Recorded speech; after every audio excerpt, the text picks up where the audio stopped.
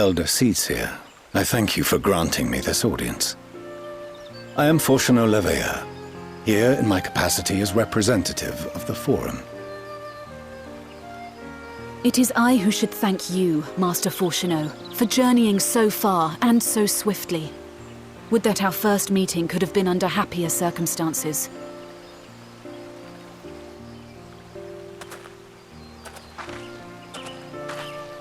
It has been too long, Father.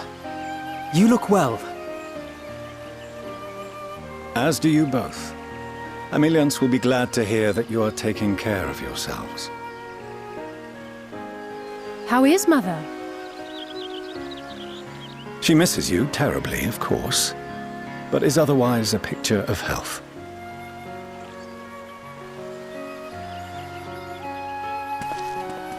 Circumstances apart, I'm grateful that our meeting has afforded me the chance to be reunited with my children at long last. And I believe I also owe you thanks for the hospitality you showed my father, Louisois, during his sojourn in Eorzea.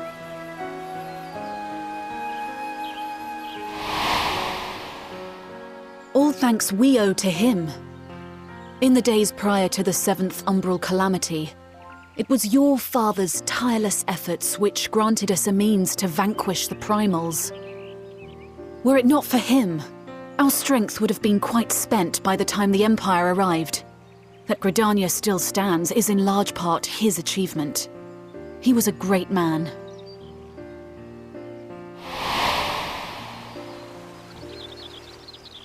He would doubtless have been moved to hear you say so. I must confess, however, that I opposed his decision to intervene. And my position remains unchanged.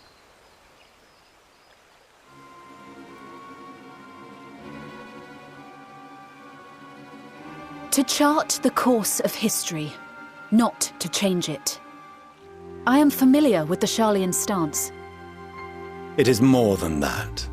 It is our way of life, who we are. But I came here not to deliver a lecture, but the Forum's answer to your request. Sharlayan will under no circumstances intervene in the conflict between Eorzea and the Garlean Empire.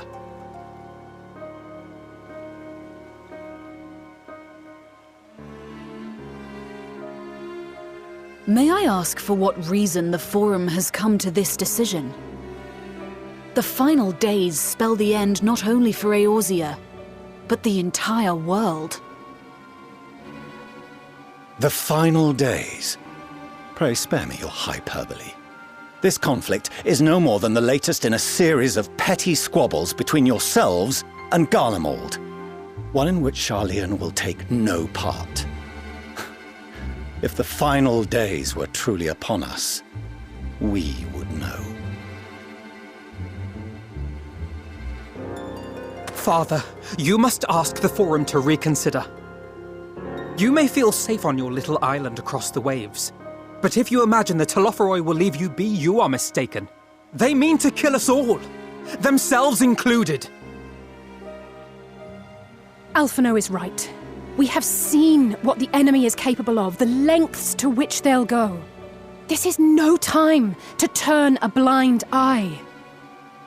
If Eorzea falls, so too will Sharlayan. So if you truly love our homeland, you will join us. Now, before it's too late.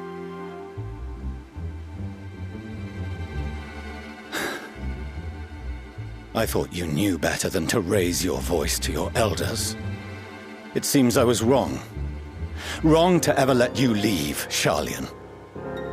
I consoled myself that your time abroad would instill in you some hint of restraint, of discipline.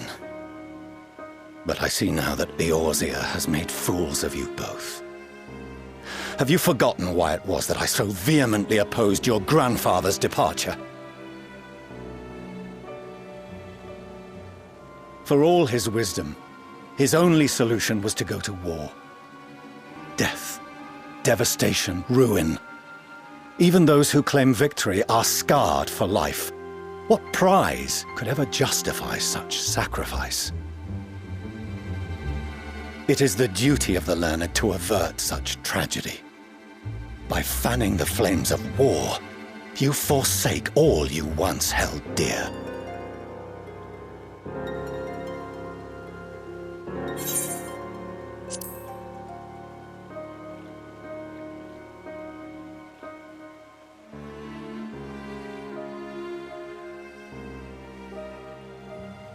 I see your friend shares your misguided ideals.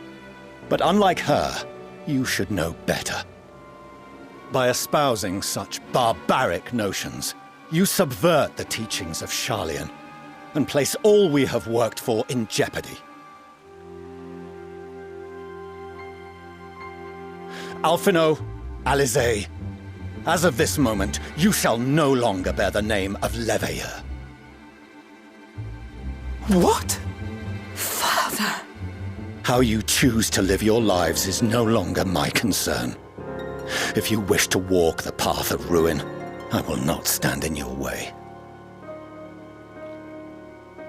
Master Fourcheneau, while Sharlayan may have no intention of intervening in this conflict, we can still part as friends. Will you not stay and speak with us, that we might learn of Sharlayan's hopes for the morrow? I have said what I came here to say. Any further discussion would be meaningless.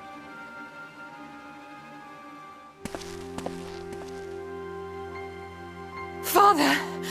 Wait! Don't bother, Alizé! How can you stand there and watch him walk away? How can you let this happen?